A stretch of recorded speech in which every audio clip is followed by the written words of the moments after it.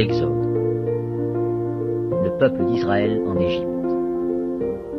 Chapitre 1. Voici les noms des fils d'Israël, venus en Égypte avec Jacob, et la famille de chacun d'eux.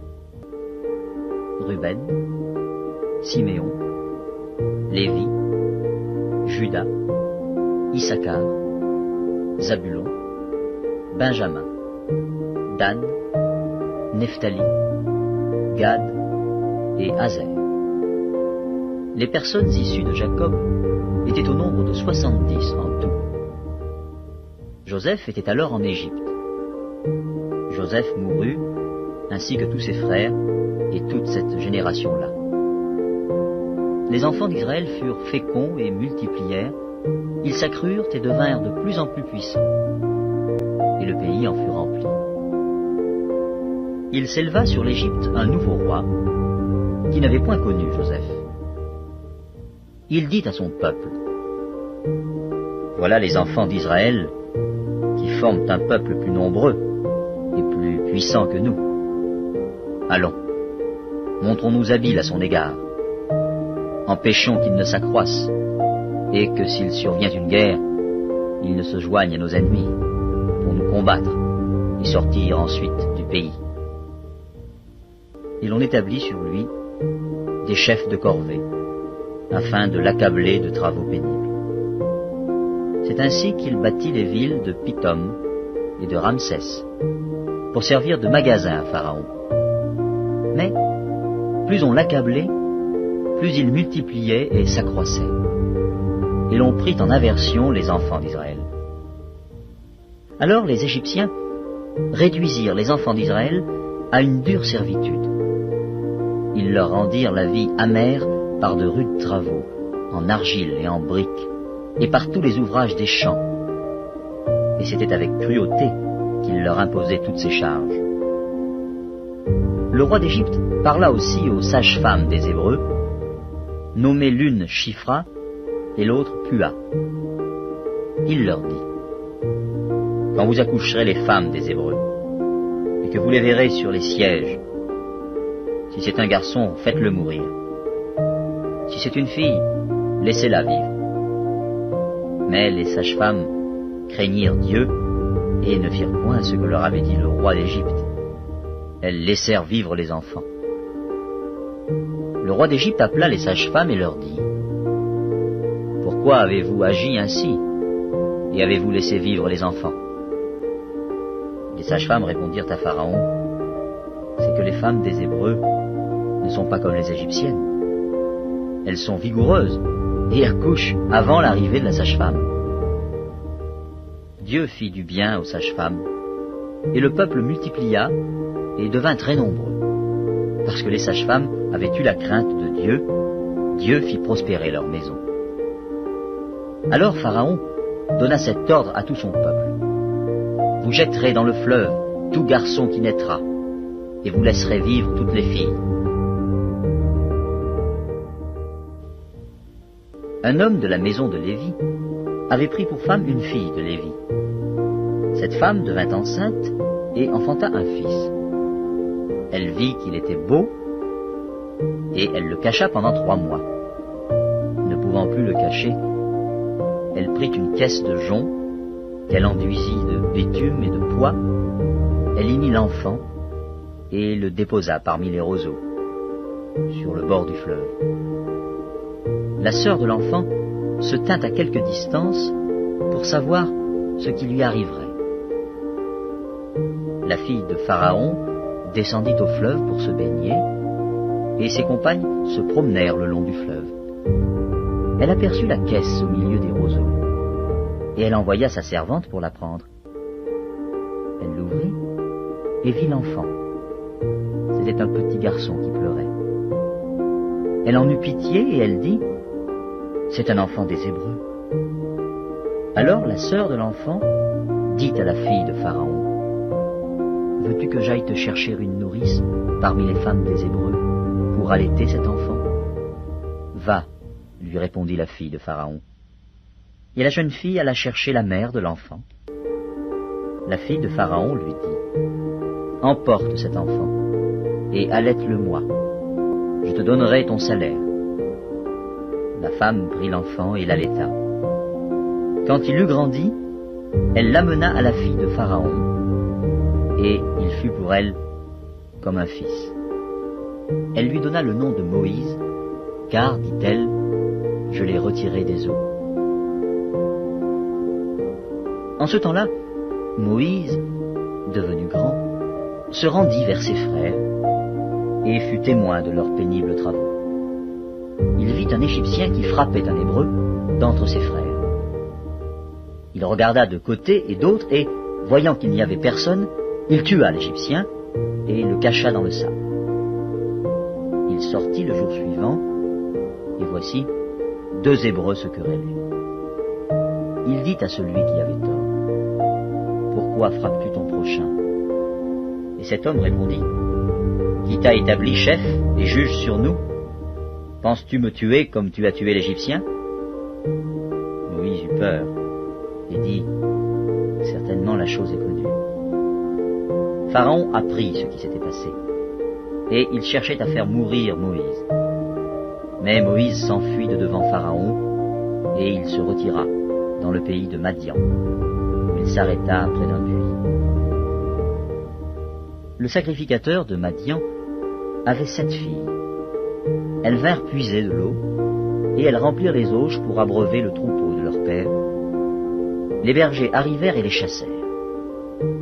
Alors Moïse se leva, prit leur défense, et fit boire leur troupeau. Quand elles furent de retour auprès de Réuel, leur père, il dit, « Pourquoi revenez-vous si tôt aujourd'hui ?»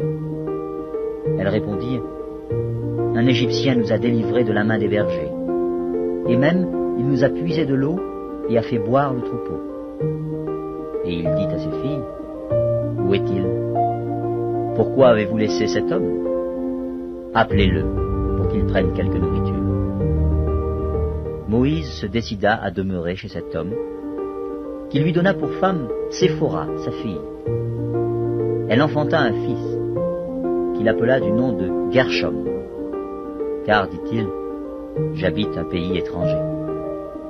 Longtemps après, le roi d'Égypte mourut, et les enfants d'Israël gémissaient encore sous la servitude, et poussaient des cris. Ces cris, que leur arrachait la servitude, montèrent jusqu'à Dieu. Dieu entendit leurs gémissements, et se souvint de son alliance avec Abraham, Isaac et Jacob. Dieu regarda les enfants d'Israël, et il en eut compassion. L'Exode, chapitre 3. Moïse faisait paître le troupeau de Jéthro, son beau-père, sacrificateur de Madian, et il mena le troupeau derrière le désert, et vint à la montagne de Dieu, à Horeb. L'ange de l'Éternel lui apparut dans une flamme de feu au milieu d'un buisson. Moïse regarda, et voici, le buisson était tout en feu, et le buisson ne se consumait point. Moïse dit, « Je veux me détourner pour voir quelle est cette grande vision, et pourquoi le buisson ne se consume point. » L'Éternel vit qu'il se détournait pour voir, et Dieu l'appela au milieu du buisson, et dit, « Moïse, Moïse. » Et il répondit, « Me voici. » Dieu dit, « N'approche pas d'ici, ôte tes souliers de tes pieds, car le lieu sur lequel tu te tiens est une terre sainte. » Et il ajouta, « Je suis le Dieu de ton père, le Dieu d'Abraham, le Dieu d'Isaac et le Dieu de Jacob. » Moïse se cacha le visage, car il craignait de regarder Dieu. L'Éternel dit, « J'ai vu la souffrance de mon peuple qui est en Égypte, et j'ai entendu les cris que lui font pousser ses oppresseurs, car je connais ses douleurs. Je suis descendu pour le délivrer de la main des Égyptiens, et pour le faire monter de ce pays dans un bon et vaste pays, dans un pays où coule le lait et le miel, dans les lieux qu'habitent les Cananéens, les Hétiens, les Amoréens, des Phéréziens, les Éviens et les Jébusiens. Voici, les cris d'Israël sont montés jusqu'à moi, et j'ai vu l'oppression que leur font souffrir les Égyptiens. Maintenant va, je t'enverrai auprès de Pharaon, et tu feras sortir d'Égypte mon peuple, les enfants d'Israël. Moïse dit à Dieu, qui suis-je pour aller vers Pharaon et pour faire sortir d'Égypte les enfants d'Israël? Dieu dit, je serai avec toi, et ceci sera pour toi le signe que c'est moi qui t'envoie. Quand tu auras fait sortir d'Égypte le peuple, vous servirez Dieu sur cette montagne. Moïse dit à Dieu, j'irai donc vers les enfants d'Israël, et je leur dirai, le Dieu de vos pères m'envoie vers vous. Mais s'ils me demandent quel est son nom, que leur répondrai-je? Dieu dit à Moïse, je suis celui qui suis. Et il ajouta, c'est ainsi que tu répondras aux enfants d'Israël. Celui qui s'appelle Je suis m'a envoyé vers vous. Dieu dit encore à Moïse, tu parleras ainsi aux enfants d'Israël. L'Éternel, le Dieu de vos pères, le Dieu d'Abraham, le Dieu d'Isaac et le Dieu de Jacob m'envoie vers vous. Voilà mon nom pour l'éternité. Voilà mon nom de génération en génération. Va, rassemble les anciens d'Israël et dis-leur, l'Éternel, le Dieu de vos pères m'est apparu, le Dieu d'Abraham, d'Isaac et de Jacob. Il a dit, je vous ai vus, et j'ai vu ce qu'on vous fait en Égypte. Et j'ai dit, je vous ferai monter de l'Égypte, où vous souffrez, dans le pays des Cananéens, des Hétiens, des Amoréens, des Phéréziens, des Éviens et des Jébusiens, dans un pays où coule le lait et le miel. Ils écouteront ta voix, et tu iras, toi et les anciens d'Israël, auprès du roi d'Égypte. Et vous lui direz, l'Éternel, le Dieu des Hébreux nous est apparu. Permets-nous de faire 3 journées de marche dans le désert pour offrir des sacrifices à l'Éternel, notre Dieu. Je sais que le roi d'Égypte ne vous laissera point aller, si ce n'est par une main puissante. J'étendrai ma main, et je frapperai l'Égypte par toutes sortes de prodiges que je ferai au milieu d'elle. Après quoi, il vous laissera aller. Je ferai même trouver grâce à ce peuple aux yeux des Égyptiens. Et quand vous partirez, vous ne partirez point à vide. Chaque femme demandera à sa voisine et à celle qui demeure dans sa maison des vases d'argent, des vases d'or et des vêtements que vous mettrez sur vos fils et vos filles, et vous dépouillerez les Égyptiens.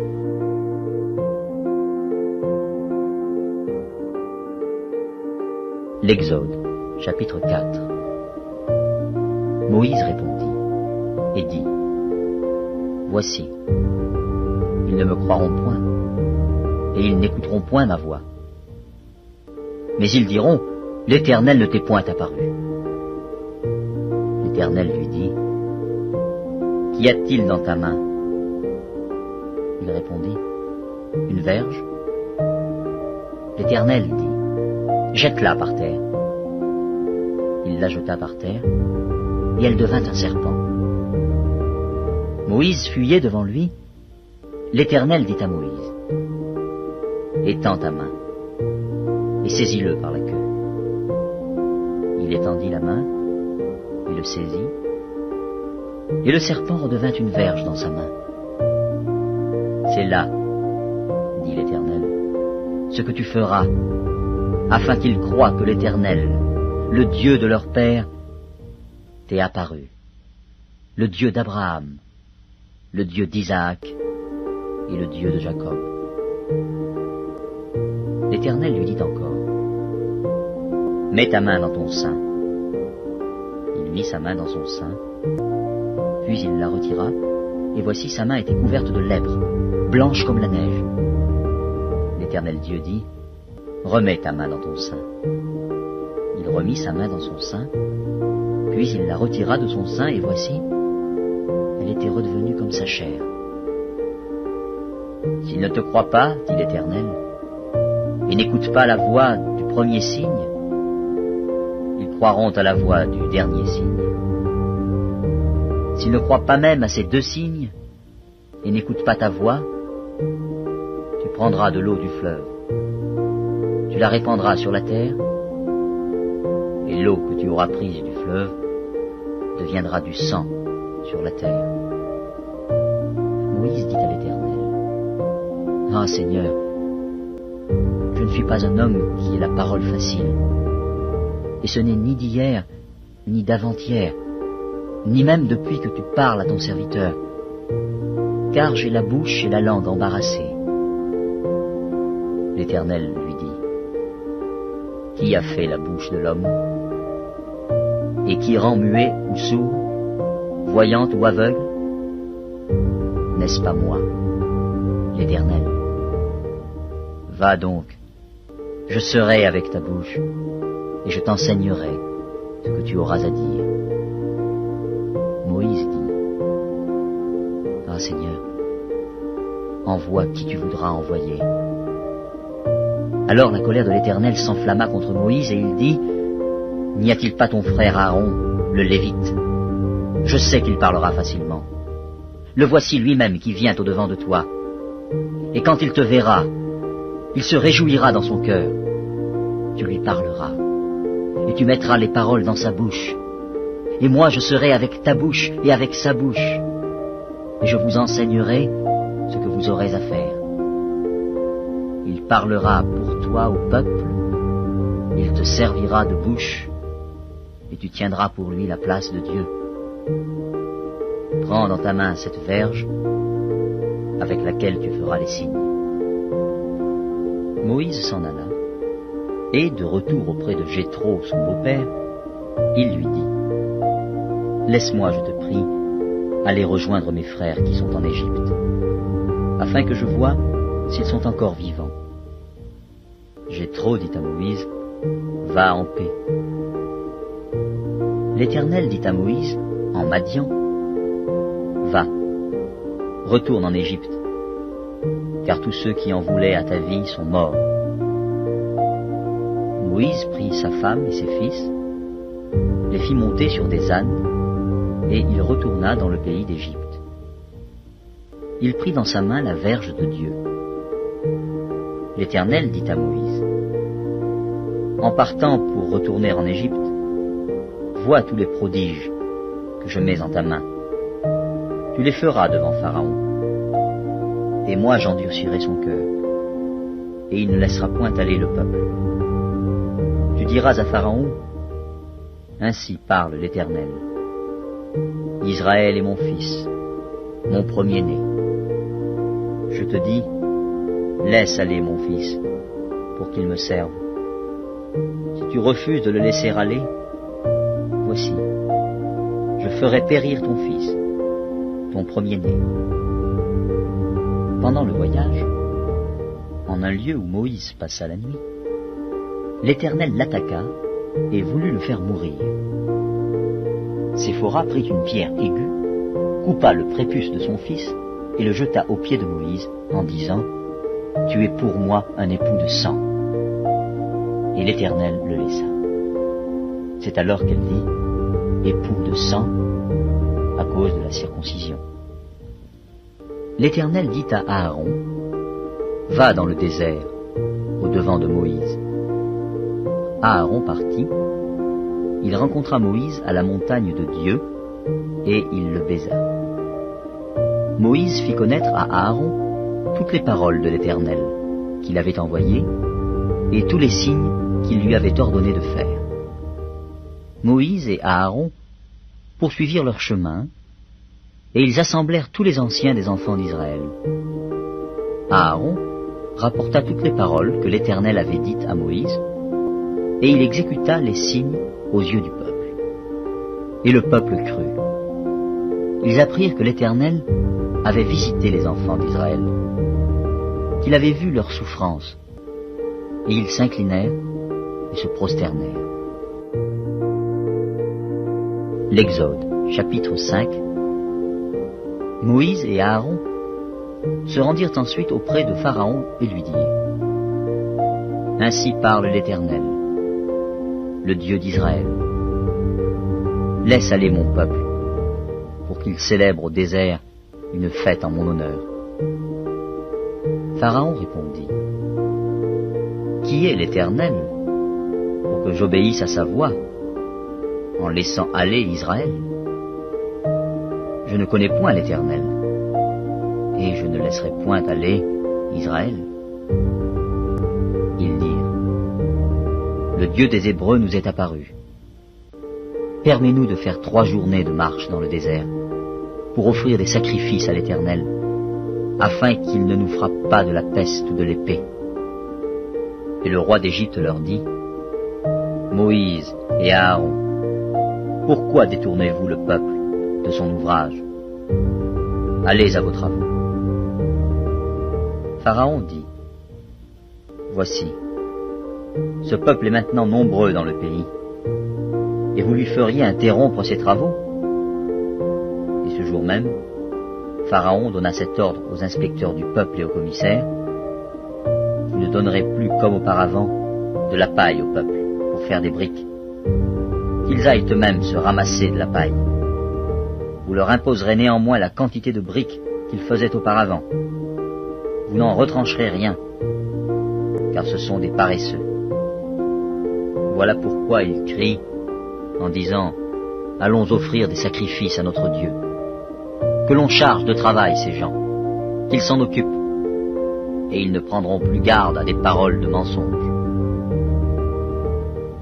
Les inspecteurs du peuple et les commissaires vinrent dire au peuple: Ainsi parle Pharaon. Je ne vous donne plus de paille. Allez vous-même vous procurer de la paille, où vous en trouverez, car l'on ne retranche rien de votre travail. Le peuple se répandit dans tout le pays d'Égypte pour ramasser du chaume au lieu de paille. Les inspecteurs les pressaient en disant: Achevez votre tâche, jour par jour, comme quand il y avait de la paille. On battit même les commissaires des enfants d'Israël, établis sur eux par les inspecteurs de Pharaon. Pourquoi, disait-on, n'avez-vous pas achevé hier et aujourd'hui, comme auparavant, la quantité de briques qui vous avait été fixée? Les commissaires des enfants d'Israël allèrent se plaindre à Pharaon et lui dirent: Pourquoi traites-tu ainsi tes serviteurs? On ne donne point de paille à tes serviteurs, et l'on nous dit: Faites des briques. Et voici, tes serviteurs sont battus, comme si ton peuple était coupable. Pharaon répondit: Vous êtes des paresseux, des paresseux. Voilà pourquoi vous dites: Allons offrir des sacrifices à l'Éternel. Maintenant allez travailler. On ne vous donnera point de paille, et vous livrerez la même quantité de briques. Les commissaires des enfants d'Israël virent qu'on les rendait malheureux, en disant: Vous ne retrancherez rien de vos briques, chaque jour la tâche du jour. En sortant de chez Pharaon, ils rencontrèrent Moïse et Aaron, qui les attendaient. Ils leur dirent: Que l'Éternel vous regarde, et qu'il juge. Vous nous avez rendus odieux à Pharaon et à ses serviteurs. Vous avez mis une épée dans leurs mains pour nous faire périr. Moïse retourna vers l'Éternel et dit: Seigneur, pourquoi as-tu fait du mal à ce peuple? Pourquoi m'as-tu envoyé? Depuis que je suis allé vers Pharaon pour parler en ton nom, il fait du mal à ce peuple, et tu n'as point délivré ton peuple.